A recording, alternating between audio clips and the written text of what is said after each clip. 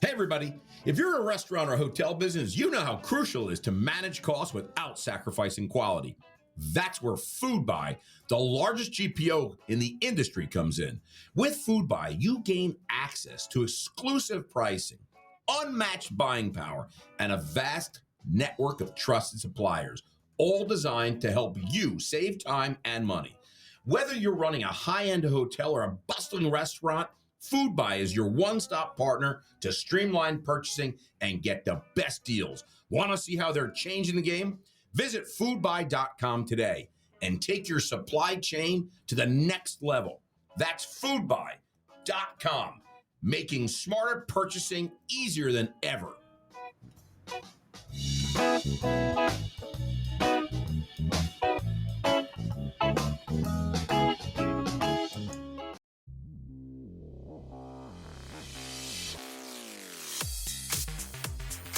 Live from Toast Studios in New York City, it's the Hospitality Hangout Podcast with the restaurant guy and the finance guy. Built for restaurants, built for you. Toast POS. Jimbo, kick it off. That was beautiful. That was beautiful, Schatzy. Listen, I want to welcome you more formally to the Hospitality Hangout, a hospitality-focused podcast where the founders at Branded Hospitality share their insights and bring technology and innovation and really cool emerging brands that are making things happen. Don't be stealing my lines, Jimbo. Making things happen in the industry we love. My name is Jimmy Frischling, otherwise known as the Finance Guy, and I'll bring back my partner, Mr. Michael Schatzberg, also known as the Restaurant Guy. And thank you for that kind introduction, Jim. I thought you were going to steal some of my thunder there. Nope. Because you know, Jimmy, where do we play? We play at the intersection. Get ready for it, people. Of hospitality, technology, innovation, capital, emerging brands, and Jimbo, coffee. Coffee, iced tea also is something that we stand at the intersection of. Nobody knows iced tea like me. Jimbo. You do love your iced tea. I mean, nobody knows iced tea like me. Nobody. But you know, Jimmy, before we get into it, and we had a great guest and a great show, I was thinking about something last night. I couldn't sleep last night. I watched The Bachelorette, as I generally do on Monday nights. I appreciate you admitting that. I admit it. I love it. Are you kidding me? I don't know what season it's on. I love it. So I'm watching The Bachelorette, and it's good. It's a good season. It's not the best season, but it's a good, solid season. I like it. And I started thinking about point-of-sale systems. Don't ask me why, but I did. It's a very hot topic.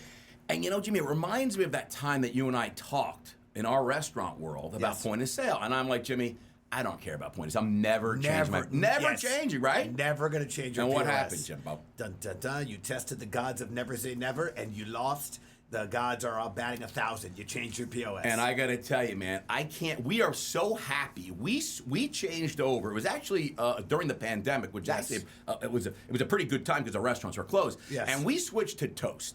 Okay, and I got to tell you, we love it. We love, and I'm not talking about bagels and toast. That kind. It's toast point of sale, Jim. But I just want to make sure to the listeners, some people may not know what we're doing. It's like toast. What do you mean toast? But I got to tell you, if you are a restaurant operator and you are looking for a phenomenal system, I like to call it, Jimmy, what do I say? It's the Apple of point of sale. It is the Apple of point of sale. There's no training needed. Just plug and play. So I'm telling you, it's built for restaurants. It's built for you. I got to tell you, toasttab.com. Check it out. My team loves it. We are super excited. So if anyone's in the market right now and you're thinking about a point of sale system, I highly urge and recommend you to at least consider Toast point of sale. Jimmy, that was a shameful plug. Let's kick it off. Right? What? It was a great plug. It was a great plug. And I have to say, I can't turn off the restaurant side of my brain. And every time I walk into a restaurant, I'm now looking. You're looking what they use. I look what they use. I always want to know. And by the way, here in New York City, I have to tell you, a lot of toast. A lot of toast. I mean, right downstairs from B-Works, there's every restaurant like down 12. here. There's 12 toasters. Yeah, it's kind of amazing. Listen, we're going to kick in now because we have a very exciting episode today with a tremendous guest, and I will dare say this may be of our almost 300 episodes of the Hangout. I think this is our most caffeinated episode. I'm going to make a bold statement. I agree. Most I'm caffeinated excited because we've got treats. But let's joining us today is our friend Mr. Gregory Zamfotis, founder and CEO of Gregorys Coffee. Boom.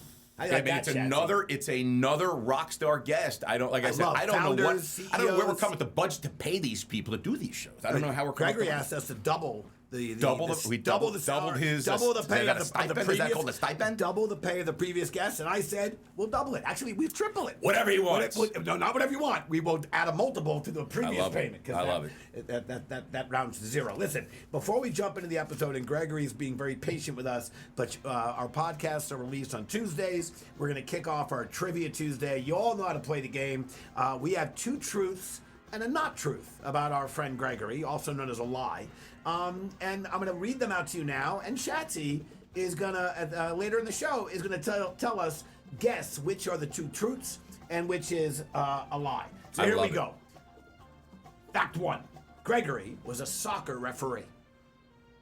Fact 2. I can believe that. Fact 2. He was right, but he could have been like, was it his kids? Like Yorkville or something like that. You know what? Anybody could do that. Anyway, well, you know what? Soccer referee. Fact 1. Fact 2. Gregory spent time as a scary scarecrow, as opposed to the not scary scarecrow, at a haunted hayride, popping up and scaring guests. What, like the pumpkin patches out in the Hamptons? Again, he's a giver. He's built a company. He spent time as a scary scarecrow at a haunted hayride, popping up and scaring all types of people, especially little kids and the elderly. He's scaring little kids? Well, I added that. I can't imagine that Gregory's out there scaring little kids. That was my ad-libbing. He just said scaring people. There's no way. Fact 3. Yeah. And there's a hot topic around Brandon right now because one of our friends is leading the world or major league tennis, table tennis. Yes. Gregory was a collegiate. Jordan Schlachter, now the chairman of the ping pong CMO or whatever. World. I didn't even know they had a league, but the ping pong. Gregory was a collegiate ping pong player. So table tennis, very hot in and around Brandon. So fact 1, Gregory, soccer referee. Fact 2, Gregory, scary scarecrow. Fact 3, Gregory, collegiate ping pong player. Again, stick around to the end of the episode, and Schatzy will make his guess, and I gotta tell you, and this Gregory is will reveal the truth. Really interesting, but I think I've locked in my answer already. I locked it already? I locked it in. I locked it in. Well, Jimbo, listen, we talked a lot about Gregory. I don't think that we should let him hang out in the green room any longer. Yes. I got to tell you, one thing I will say is I'd like to just jump into a little bit about Gregory, because we like to know, how did our guest become? Like, how do you become the owner, chairman, CEO of a coffee empire? Literally the face. With thousands of stores. How do you do that? Well, let me just give you a little fun facts, okay, Jimbo? First of all, Gregory grew up in restaurants. His father owned fast casual restaurants down in the financial district back in the 80s, Jimbo. You probably were there. I probably enjoyed his bevy of offerings. He was the youngest delivery boy ever. Working, I think his dad had him working at age of 5. My understanding was 5 or 6 years old, delivering bacon, egg, and cheese around New York City. I think it was illegal at the time, but his dad said, you know what, I don't care about the law. I flout the law. And you know what, my son is not getting a free ride. He's delivering bacon, egg, and cheese. And he did it. And he did it at age 5, or maybe 6, maybe 7. I don't know. But it was very young. He was very young. He went to Boston University, a terrier, roof.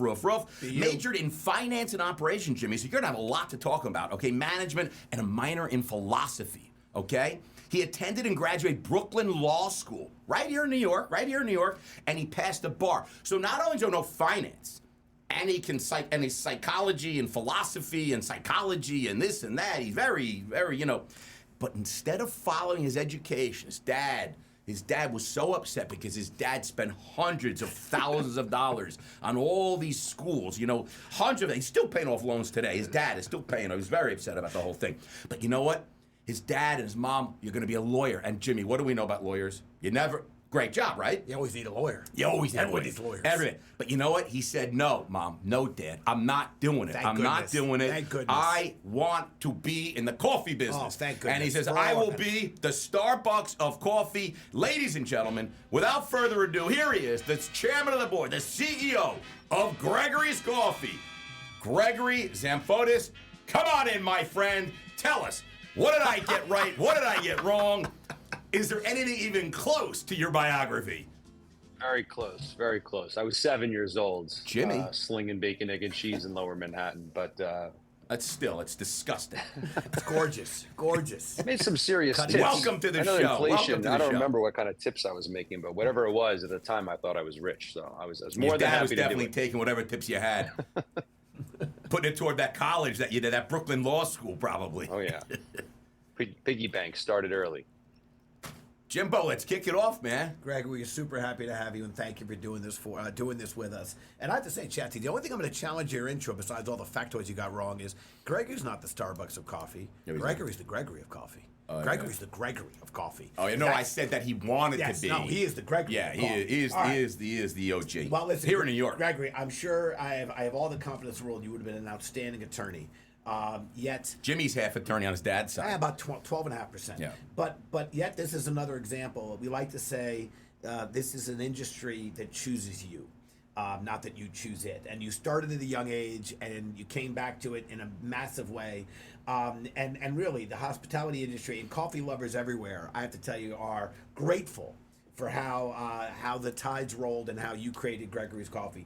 But let's go in some breaking news. Clearly, our producer. Already, Clearly, Jimmy? our producer is having the sun is shining on me because I get to break the news. While Gregorys Coffee is home brewed in New York City, pun intended, Gregorys Coffee is going national, baby, with an exciting partnership with our friends over at Simon Property Group. Gregorys will be expanding nationwide. Gregory, what can you tell us about this partnership? Wow, that is breaking. It's a big deal. Simon's a big deal. Gregorys Coffee's a big deal. Together, they're an even bigger deal. But Gregory, what can you tell us? It's like bigger than CNBC. I mean, that's like a real estate retail play that we're announcing. And we've got the breaking news. I love it. All right, love but Gregory, how we get the what can you scoop. tell us about this partnership and this expansion? And congratulations. Thank you. So we've been speaking to Simon for many years about potentially, partnering with them and opening Gregorys inside of their properties. And then it wasn't until last year where they came to us with this opportunity.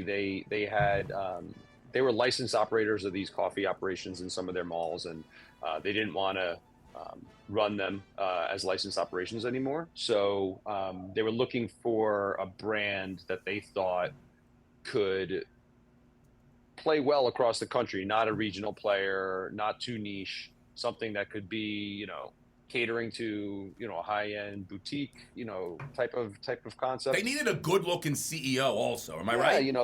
It's not just good coffee. It's good looking. The good head of hair that certainly doesn't hurt, for sure. Well, I mean, look at that hair. The hair with the glass. It's gorgeous. So anyway, I mean, look at the cup. We've done 15, or we agreed to do 15 stores with them so far across the country. We have 10 of them open. Is there a particular market that you're focused on first? I mean, I know Simon's all over the country. Well, that was part of the rub. It just started happening. So now we're in Southern California, Washington State, Texas, Florida, Pennsylvania. Oh man, you're everywhere. So yeah, we started rolling them out, and it's been wild. Sort of seeing Gregorys now across the country. So past few months started and got 10 of them open so far. I just want to add, because we do know a lot of the property owners, a lot of the mall operators, and again, it's not a shock that you and Simon Property Group connected. They are really trying to bring the customer back into the malls, and they know they need to connect to F&B really to create this experience otherwise you could just shop on your computer or shop on your phone. And I think that this is a fabulous partnership, and what a great brand for them to partner with than yours. Again, there's a coolness to it, and I'm not just saying that because you were born in New York City, but there is a cool factor to that. And again, we think Simon's doing really interesting things on the tech side, again, to allow their guests to have an experience, and having a fantastic brand like Gregorys in their mall is really awesome. So congrats on that. Yeah, no, it's exciting. And I tell you, Jimbo, the team here at B-Works, we're coming to you live right now from the gorgeous Toast Studios, the Toast Podcast Studio here at B-Works. Right on Park South. And I got to tell you, the team here at B-Works, the branded team that is, and we've got quite a few people here with us, but the team here at B-Works, at Branded, found out that Gregory was going to be on the cast today, on the show, and they went crazy because they order from the store right around the corner from us. They get delivery from Gregory's like 3 times a week. So it's unbelievable. And I think it dovetails nice into our next segment, because let's talk a little about delivery. I'm an iced tea guy. You know that. I mean, we talked earlier about that. I mean, Jimbo, your coffee, me. We're traveling around the country. I mean, I go nuts. I mean, I'll say it. I mean, it's going to become Gregorys Coffee. But it has been Starbucks simply because where we travel, there's so many. But now I'm going to be able to go and hit Gregorys Coffee wherever I travel. But I'm an iced tea guy. And I got to tell you, I love that we can get anything we wanted delivered to our office, just a few blocks away. And let's just talk a little about, coffee and iced tea and beverages. When I think delivery, and I think when a lot of folks think about delivery, generally speaking, you're always thinking about, a pizza, Chinese food, you're getting your sandwiches. You don't really think about, usually you go to the store. But Gregory's made a big push into delivery of these beverages. Tell us a little about how that's going. What kind of tech are you using? What's the battle plan? Is that a growth area for you? Or are people happy when they get delivery? Are they complaining? Are they like, I don't like it, it's all melted, or it's cold? I mean, it's got to be challenges, you know what I mean? Because a pizza, you get a pizza, you throw it in the oven. You get a coffee, it's cold. You're all upset. Talk about the challenge with that. Yeah, I think it's really interesting because this is one of those also sort of byproducts of COVID. I think pre-COVID, as you mentioned, people weren't really in the mindset of ordering a specialty coffee delivered, right? It's going to be cold by the time it gets on your way to work in the morning, right? Yeah, or you left the office at 12 o'clock and grabbed a bite and a coffee. Yeah, we kicked off on the third-party platforms, I think in 2018 or 2019, and it was like maybe 1% or less of sales. It was very insignificant amount of what we did, and I think everybody got used to delivering everything early on in COVID. So all of a sudden, people started saying, "Well, I'm not going out of my house, but I do need my coffee. I need what I've been striving for all this time." So it die if I don't get my Gregorys. It definitely ratcheted up huge early in COVID for us. It was at some point, it was at 30-40% of our business when we were just getting restarted. And then it's now settled down closer to around 10% of sales, which again is a drop in the bucket compared to what you said, the pizza places, the Chinese places. Yeah, but if it was 1%, that's still tremendously different from where it was. And I think there's a few reasons. A, people are more comfortable. B, the proliferation of cold. People are much more, attuned with the cold beverages now. We've leaned into the cold portion of our coffee and beverage, like the iced teas you're drinking over there, tend to travel much better delivered, right? You're not so worried. Like, I'm a hot coffee guy, black coffee, for me to drink. Yeah, you and Jimmy both. 30 minutes, 20, 30 minutes after it was poured, maybe not going to be my favorite thing. But I might do it depending on how close I am to a Gregory's. But, all our iced coffee, our cold brews, our specialty beverages, all these cool things we're doing with cold tend to do really well on delivery. And yeah, it's been a whole thing. Working with the third party groups, we use an integrator called Schatzy. Nice. And we are. Listen, I just want to say, you know what?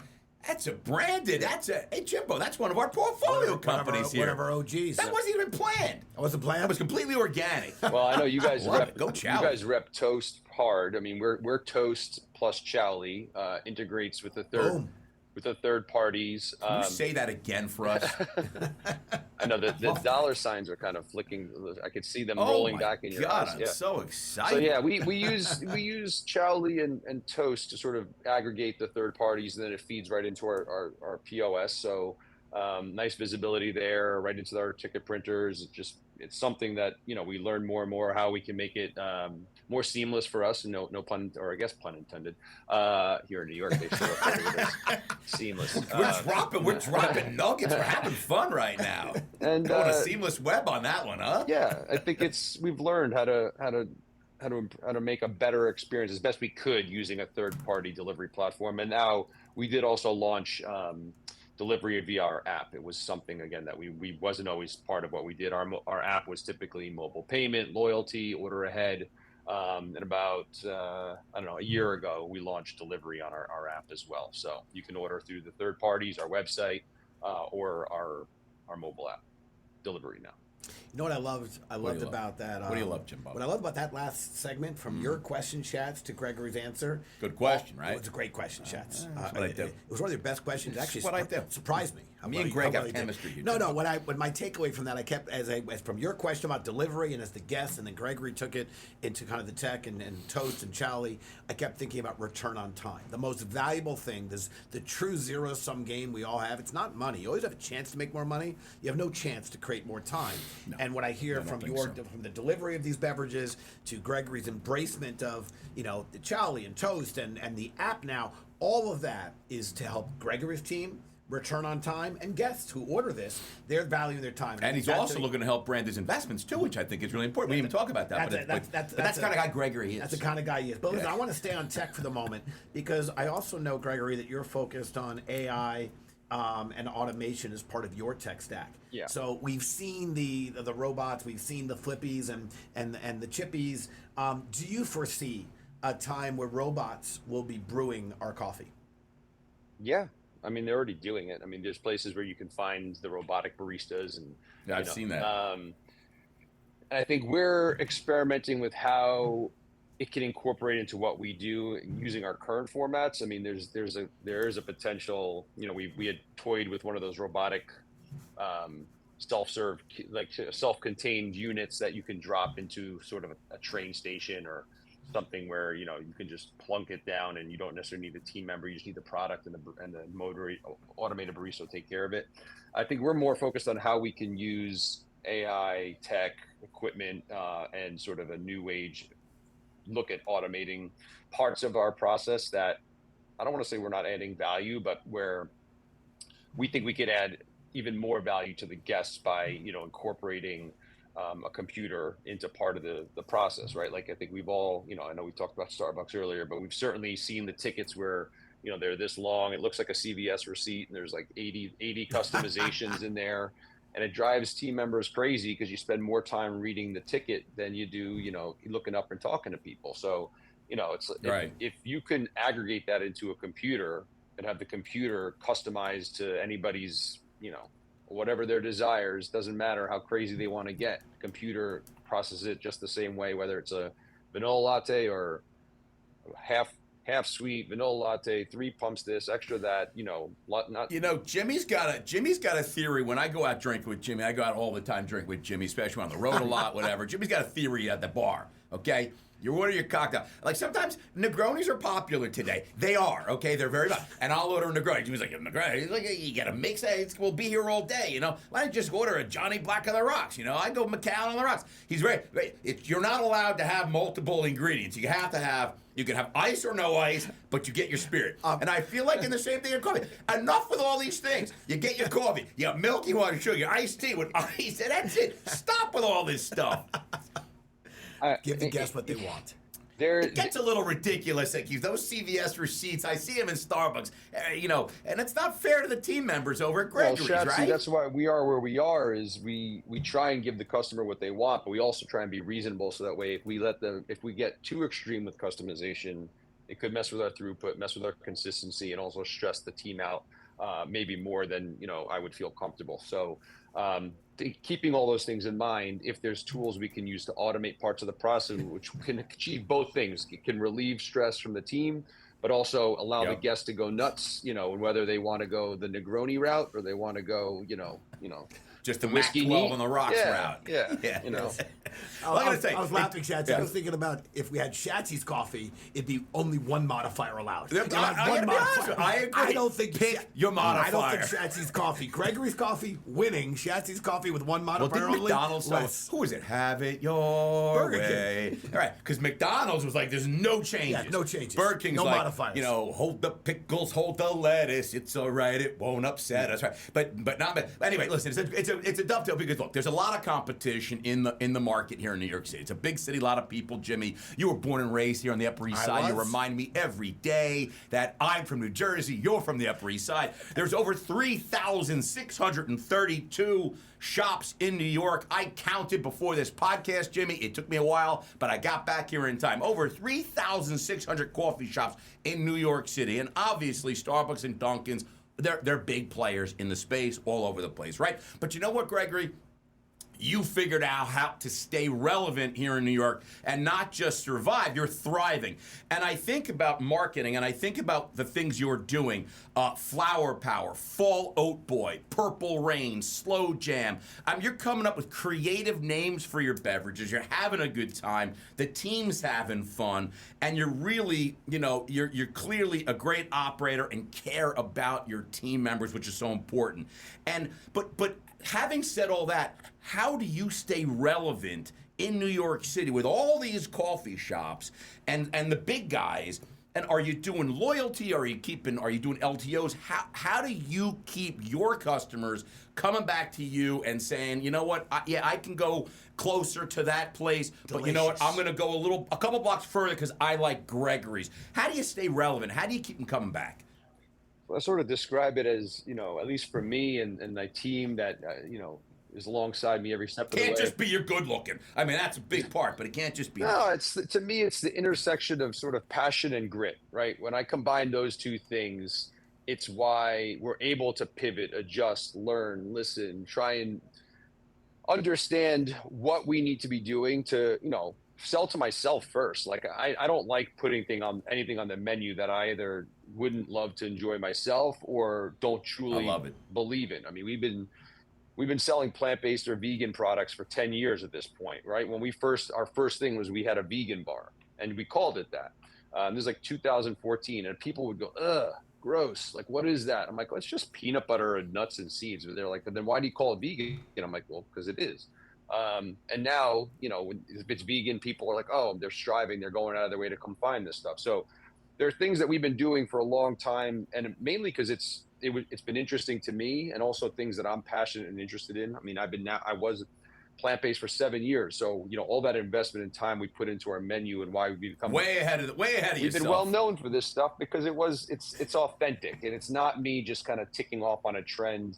It's how do we really understand what's interesting, what we could do to augment what we're selling and providing that's going to make an amazing overall experience for our guests. I mean, we're talking a lot about booze here, and I certainly enjoy a glass from time to time, but I went 6 months, I don't want to say dry, but I was doing all the non-alcoholic stuff. I really wanted to learn like athletic brewing, all these other spirits that are doing all the alcohol-free stuff. And it's, you all see, it's a huge movement now.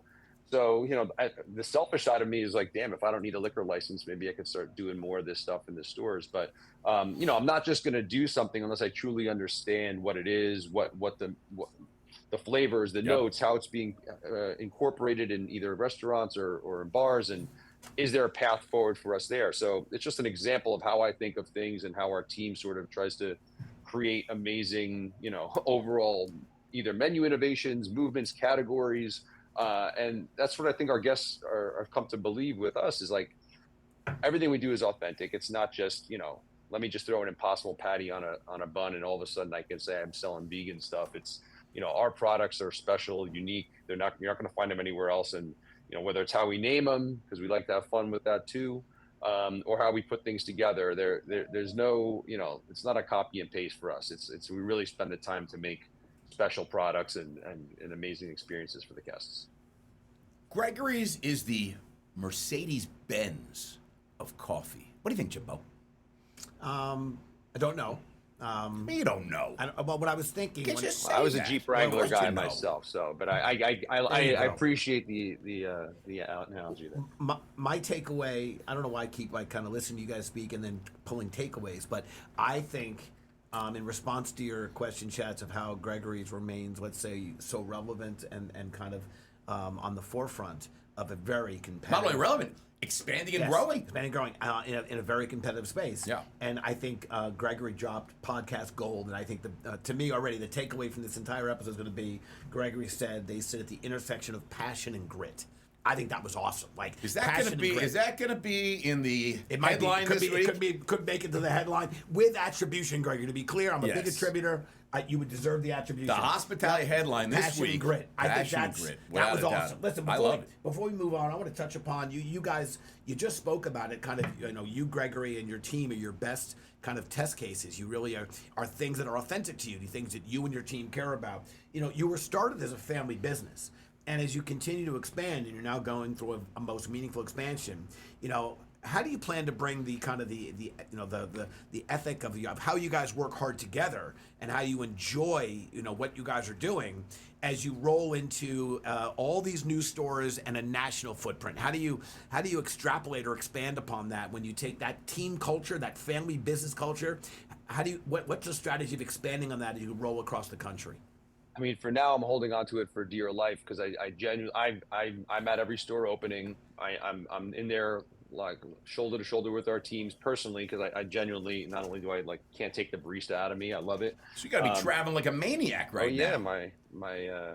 My loyalty with the airlines, and I'm a Hertz Gold. The miles. What are you Delta? You American? What do you got? Right now, I live in New Jersey now, so I'm a United guy out of Newark, mostly. Oh, you're going out of Newark, yeah. United. We fly. He's ready when you are.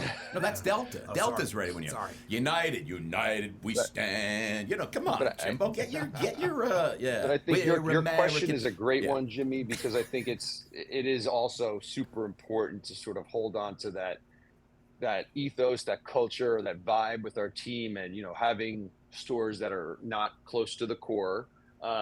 It can be challenging to sort of, how do you maintain that that vibe within the store with the staff, and it really is a vibe for us that we want to make sure is kind of expressed through the team to our guests, to each other. So we're constantly as using digital tools like we do now, Zoom or Google Meet or whatever it is, to make sure we're staying in touch as much as we can in 2 dimensions. But whether we're doing the visits, the launch parties, the interactions, moving people around the country as needed for training or support. It's been, still early days, but again, holding on to that sort of type of interaction where they all have my phone number, any of them, and they all want to reach out, no problem. I'm there for them. Well, Gregory, listen, I love it, and just feel free. I'll give you Jimmy's cell. If you want to give anybody on the team Jimmy's phone, Jimmy will take calls also. Yeah, he will field calls. The folks on the West Coast, he'll help out. So when they're Jimmy will help out, and 9 o'clock at night, he's up very here. early. Yeah, it's great. Yeah, listen, we're gonna jump right into I think one of the greatest segments, Jimmy. Hot or not? Hot or not? Are you ready? Gregory, are you ready for a little hot or not? Yes, let's go. Let's play. All right. I'm going to just throw out a couple of phrases, one-liners, words. I just want you to say hot or not. Are you ready? Yep. Jimmy? I'm ready. Make notes. Custom energy drinks. Hot or not? Hot. Social media influencers. Hot or not? I'll say not. Interesting. Drone delivery. Hot or not? Hot. Jimbo. Gave you some stuff to chew on there. Would you like to opine on the hot or not segment? Yeah, I always love this segment, and I just wish that we could talk about all of them, because I think I'd love to hear Gregory's thoughts. But since the rules are I get to pick one, since he had 2 hots and 1 not, and I could speculate, but I don't have to speculate. We had Gregory right here. I want to talk about the social media influencers and how that was a not. And again, I have some ideas on your brand and how you're positioning yourself. But talk about why that didn't register with you. I mean, there is a massive market for social media influencers, and yet you gave that the not. So I'll go with that one at a time. Maybe you can expand or share a little color on that. So I think for me, that's like a nugget to unpack, in that people that are sort of paid or urged to visit and then post about it. That's about 110% of social media influencers. There's no doubt there's power behind it. We do it, right? It's part of what we do. Yep. But there's no substitute for more authentic sort of local grassroots community. So, the user-generated content or the interactions we have with sort of, I don't want to say like, non-influencers in our new markets, those are the interactions that are genuine, that we love to sort of enrich and sort of connect with those people. As it's a challenge to do it at a micro level, but one person who genuinely came, loved their experience, shares it to their network, whether it's 1,000 or 500 people, but they're all local, respect their friend, and would follow what they say.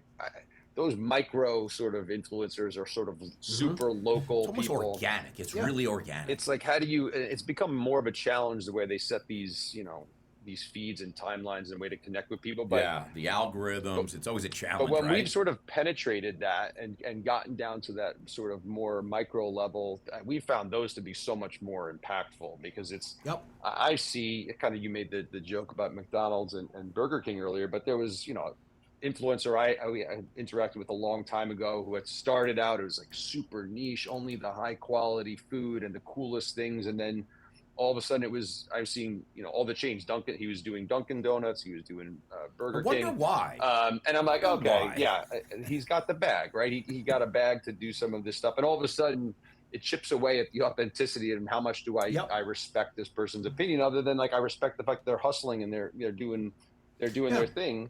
But I don't necessarily take it as Bible, like, oh well, this person went to this place, so now I gotta go because they went, right? Yeah. You know who does take that as Bible? My wife, Jillian. Whatever they're selling, she's buying. Boxes are coming. Like, what is this garbage? Oh, no. You put it on your face, and it's like you look 20 years younger. I'm like, why you stop with all this? Oh, this could be my Simpson, like, old man yelling at the cloud type of meme moment, maybe. But I do think it's not a hard nut. It's maybe in the traditional way people think about it. But I like to dance around the edges when we think about that. Sure. The reason why I asked on it is based on everything we've been talking about today.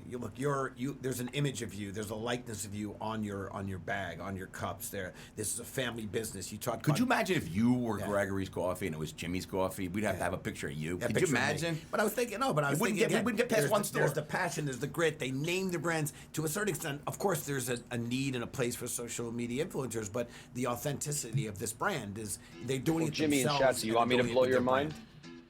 Yes. Yeah. You want to know what Jimmy's coffee would be, right? Right there. Yeah, what would Jimmy's coffee be?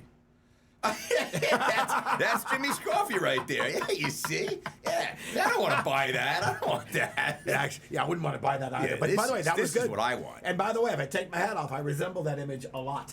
Listen, I want to move on to talking back. When Schatzy and I launched the podcast, we clearly enjoy gibbering and gabbing and chatting with friends and probably chatting a lot. But we learned along the way that sometimes our guests have a question or two for us. So let's kick off talking back. Gregory, we're going to let you take the microphone. As we like to say, nothing is off the table. The microphone is yours, my friend. Okay. So I know you guys are at the cross section of tech and investing and hospitality and coffee. Where are you? Where's your arrow pointed to? I know I talked about AI and your all these other interesting things in the hospitality space. I know like Steve L's doing his thing with Kernel and Flippers and all this kind of stuff. I guess where do you see things sort of exciting you at this moment in time? Yeah. Go ahead, Schatz. I like that question. Yeah, Solid question. I mean, on the automation side, I think that you're gonna listen. If no restaurants or no hotels or nobody's experimenting, I look at White Castle and experimenting with the Flippy, and look at Chipotle experimenting with the Chippy and the avocado, whatever that's called. If nobody goes and experiments with any of these things, obviously they're never going to get better. We're never going to get further, right? I mean, so I think it's really important to have some operators out there that are taking the plunge and saying, look, I'm going to try this, I'm going to experiment with this and see how it goes. I don't think that everything is right for everybody, but clearly, automation has a place in hospitality. It's an industry that has been very slow to embrace technology. And I suspect it'll be slow to embrace, automation. I always go back to, cars have been, the manufacturing of cars has been done with robots for, I don't know, probably since the 80s, So I think that it's certainly coming and happening, and it'll be slow, and there are some mundane tasks that I think will just be better served by automation. And I think the human capital is becoming it's expensive, and it's more expensive and more expensive. And I think you want to move that human capital into roles that are probably better for getting a return on your investment and better for the operator. You know what I mean? So I think that you'll continue to see it. We invested in a self-pouring beverage company a few years ago, and it's self-pouring cocktails, wine, beer, coffee, whatever you want. If it's just a simple drink, why not? Tap it and pour it myself like coffee. Tap it with my phone, pour it, pay by how many ounces I want, and go. So I think it's coming, and it'll continue to get better and better. Schatzy, I like that answer, and I really do like the question. I think while there are trailblazers and there are people that are very groups that are very tech forward, and as Schatzy said, those are really important folks. I think at the end of the day, for Brandon, we pride ourselves in being what we call operator centric. Our investment thesis, our investment decisions, and kind of our North Star really continues to be directed by our hospitality network and the operators. We try to listen to what challenges, problems, or opportunities they see, and we are directed by that. There are certain states right now where the tip credits have gone away, therefore making labor and then the criticality around automation far more important than that location or that state, because they lost the tip credit. So, for example, kiosks went from being a nice to have to, for a lot of QSRs, quick serve restaurants, being a need to have, particularly in states where they lost the tip credit. So again, for us, I love the trailblazers. I love the people that are charging ahead, but we also look at the challenges that are unique. I mean, we're the United States of America. God bless America. However, we're also 50 states, and each one has its own kind of local issues that they need to deal with. So again, very operator-centric. Labor has come back on as one of the highest priorities. I mean, the supply chain and procurement continues to be an issue, but some of that supply chain has worked itself out. Inflation's coming down a little bit, thankfully, but labor, big issue. And Schatzy's playing the mic saying, get off the stage, Jimmy. I got it, all good. Well, Jimbo, I got a tight schedule all here, right, man. all good. I got to get Gregory's opening stores all over the country. He can't sit here all day with us. Fair point. Listen, we're going right into the Spices Right. One of the greatest segments Absolutely. of all time. Okay, Gregory, are you ready to play a little Spices Right? Mm-hmm. Let's do it. All right, listen, you say, I mean, but I got to tell you, you don't know what's going on here. Listen, I know that you were delivering bacon, egg, and cheese sandwiches, breakfast for your dad. He was paying you nothing. You were 6. I mean, God, it was going on over there. But you know what? I feel like this is a great opportunity to bring up some of the famous breakfast deliveries, and we're going to do it with the Spices Right, okay? IHOP Breakfast Family Feast, okay? IHOP, nice. Yep, IHOP Breakfast Family Feast, okay? I'm going to read you what this showcase showdown has in it. You tell me how much you think this costs. Gregory, Price Right rules are in effect. You cannot go over. If you go over, you lose everything. And then Jimmy takes it, and Jimmy's saying for you. Are you ready? Yes. All right, here we go. IHOP Family Breakfast. By the way, I've already written down my guess before I even hear one. Oh, really? One factoid. Again, I'm guessing. I'm like, you're gonna say 4 people, pancakes. But go ahead. Well, let me go. Go ahead. 4 servings each of scrambled eggs and golden hash browns. 8 hickory smoked bacon strips. 8 pork sausage links. Oh, pork sausage, Mom, please. And 8 fluffy buttermilk pancakes, okay? That is the IHOP Breakfast Family Feast. Greg, care to guess on the price of that? I'll go with $19.99. $19.99. Let me lock in $19.99. All right, Jimbo? I'm reading the and don't do the old $20 No. I'm going big one. difference. That's like cheating. I'm going with the number I wrote down before I even heard you Okay. say how many people are involved. 4 people. $27.99. $27.99. A major difference in Gregory. I gotta tell you, look at that. Ding, ding, ding. We got a winner. Jimbo, $35.99 for that breakfast, that IHOP Breakfast Family Feast. We were both well under. I mean, yeah. I mean, it's. I gotta tell you, I got a little shocked. That sounds like a lot of money, but I mean, I thought we were gonna put 30 on that. People, 4 people. But 4 people. I mean, No, that's my breakfast. What do you get? Exactly. That's Jimbo. That's Jimbo's. But I got to tell you, I guess if you think about 4 people, it's really quite reasonable. That's what I was thinking. Right? Because that's like $8, $9 a head. I was going $9. I was going with $9. Yeah, I think that's okay. For All right. Well, listen, Gregory. For breakfast, that's a bit much, but I hear you. A little bit much. No beverage. I don't see any coffee. But you know what you get? Get a lot of delicious syrups. Yeah. A lot of good syrups. But they don't tell you is you know what a coffee costs? $35.99 for one coffee. They don't tell you that there. All right, at the top of the show, I gave you 3 factoids about our friend Gregory. 2 were true, 1 was a lie. Also, there's less true. Okay, Schatzy's now going to play. Fact 1: Gregory was a soccer referee. We don't know the level. Could have been Major League Soccer. Could have been FIFA. Could have been Carnival. Or it could have been Little League. Could have been his kids. Yorkville. Okay? Yorkville. Factoid 2: Greg spent the time as a scary scarecrow. Haunted hayride. Fact 3: Gregory, collegiate ping pong player, table tennis player. National champion, it says. I didn't say national champion. But it says there on my thing. It says national champion. All right. Well, I didn't. Well, you know what? It's on mine. What's a big difference? Collegiate level, like playing for the team. Yours doesn't say national champion. Mine says collegiate. Well, if he's a national championship, I don't think he was a national champion in ping pong. I've seen those ping pong national champions. They don't look like Gregory. What are you saying?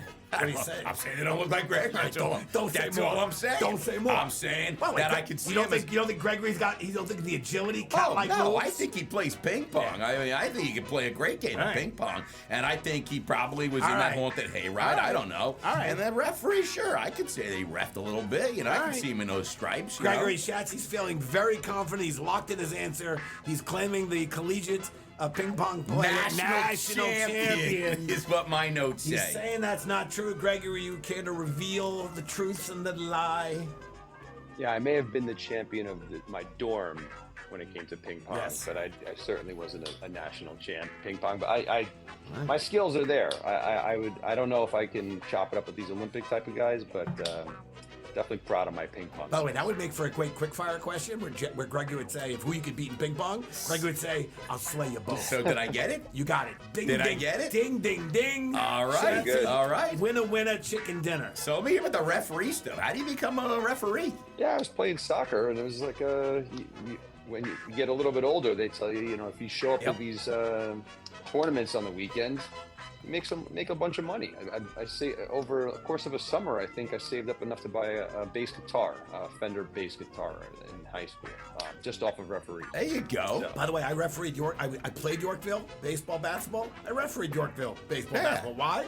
You get a little older. They say you want to come back and work. Yeah. They pay you cash off the books. The statute of limitations is now gone. I can say that. I don't think the money they were paying over there would rock any boats with the IRS. Yeah. It definitely wouldn't. Yeah, I gotta tell you, I'm loving it. Yeah, I knew that. I've seen those national champs. Not to say Greg couldn't be, but that's all right. Let's just jump into a little. Right now, we're going into a little branded quickfire. Gregory, are you ready for a little branded quickfire? Yes, sir. Okay, I'm gonna ask you 5 lightning round questions. Here we go. How do you take your coffee? Black. Most used app on your phone? The news app. Choose one airline or hotel loyalty program. What are you going with? Airline. What's your Uber rating? 4.9. A lot of 4.9s out there, Jimmy. I must be doing something wrong. I was 4.74. I was a solid 4.9 until I started picking you up. What am I doing? Gregory, Schatzy is so rude when it's not his order. When it's his Uber, he's very respectful. When I'm the one ordering the car, he's dictating where they go. Sorry, I interrupted you, Schatzy. No, it's okay. It's just that they go the wrong way and it pisses me off. Not when it's your I know Uber. how to go to the airport, okay? They don't gotta, you go to the 59th Street Bridge. Yes. Stop it, would you please? I live on the Upper East Side. Okay, anyway, if you were to challenge Jimmy Rye to a game of that famous ping pong. I didn't mean to front run you. Who do you have better odds of beating? He's kicking our asses. Yeah, I mean, but who do you have better odds of beating between Schatz and me? You might win both, but who do you have a better chance of beating? I'm a little nervous about Jimmy, so I think I got a better chance of beating I would too. Schatzy. Yeah, I would 100%. I would agree. I would just lose interest in the game after a while and be like, where's the bar? Yes, I think if you play the game to 3, you'd have a chance. Schatzy might have a chance. But anything more than 3, he's losing interest. Yeah, I start losing interest. Exactly. All right, well, listen, I got to tell you, we got 3 minutes, Jim. We got to get Gregory out of here in 3 minutes. Yeah, listen, I thought this was great, and I knew from the very start it would be, and I also know how wonderfully caffeinated we were for this episode, and thank you, Gregory, for shipping some coffee to not just us here, but feeding the team out of the Fort P Works. We want to thank you so much for being on the podcast with us. We value what you're doing and appreciate what you're doing, and you're a great example of the success that one can have when they have passion and grit. Okay, to launch in a most. You just make that up, Jimmy? I didn't make it up. I'm giving attribution to Gregory. Oh, his company is based on the intersection of passion and grit. If you want to get in touch with Gregory directly, you can email the podcast team at podcast@brandedstrategic.com, and we'll pass pass it along. What's the URL for Gregory's Coffee? I want to find out. Gregory'sCoffee.com. Keep it simple. Gregory'sCoffee.com, man. Just go right to Gregory'sCoffee.com, and probably you can just order and find stores, and right? Yeah, I see a picture of me on the homepage there. Yeah, I love it. That'd be cool. Or turn your cup upside down. See a picture of Jimmy. See a picture of me. I can tell you, Jimmy, other very exciting news, by the way. Yeah, very exciting news. There's very exciting news. A little company called YouTube. YouTube. Every episode of our show is now up on YouTube. What? Okay, check it out. Really? Yeah, Hospitality Hangout is on YouTube. We got almost 300 episodes. Now it's not just listening to Jimmy and Schatzy and our fabulous guests. You can see all of our fabulous guests and us on YouTube. On inside of it. I have a face for radio. I have a face for radio. But you know what? On YouTube, Jimmy, we use the Paris filter on that. Yes. You look gorgeous. All right. We filtered that. You look gorgeous. So check us out on YouTube, everybody. Got shorts. We got the whole thing going on. All right. I don't want to give you any more. Oh, you want me to go more? Well, because I'm going to close this out. So if you have more. Close us out, Jimbo. All right. Listen, I thanked Gregory. I also always want to thank our listeners because you guys continue to embrace, support. We try to have a little fun, but we also try to drop some knowledge by having great guests like Gregory's on. We call it infotainment. We're going to have a good time because why shouldn't you have a good time? But we also love when we can bring leaders and founders Gotta have like a good Gregory. time, Jim. It's all about good times. So if you haven't subscribed to our podcast already, please do so because we're going to keep on rolling, keep growing. So, Gregory, big thank you to you, and I'll have my boy Schatzy close out this episode. Jimbo is fabulous. Gregory's coffee, fabulous having Gregory on. I would say one last thing, Jimbo. You know, coming to you live from the B-Works, podcast studio here. Yes. With our friends Toast. I got to tell you, we are super excited that we got some new tenants here. New tenants. Crave-worthy brands. Big brand. Crave-worthy brands with over Fantastic 250 units, 12 different brands is now working with us every day here out of the B-Works New York offices. Greg is here. And I got other news. You know who else? Josh Halpern, Big Chicken. Big Chicken. So we got two great restaurant operators working out of B-Works every day. So I got to tell you, if you're thinking that you need a space in New York City to hang out and work and check out and hang out and maybe even get to meet Greg Majewski and Josh Halpern, royalty, and maybe even Gregory's from Gregory's Coffee. You'll pop on over and say hello. Hospitality Innovation Hub right here at B-Works. If you're looking for some space and you're tired of going to WeWork and you want to have some fun, come over to B-Works, baby, and get to hang out with Schatzy and Jimmy, man. Cheers, everybody. Thanks, everybody. Cheers.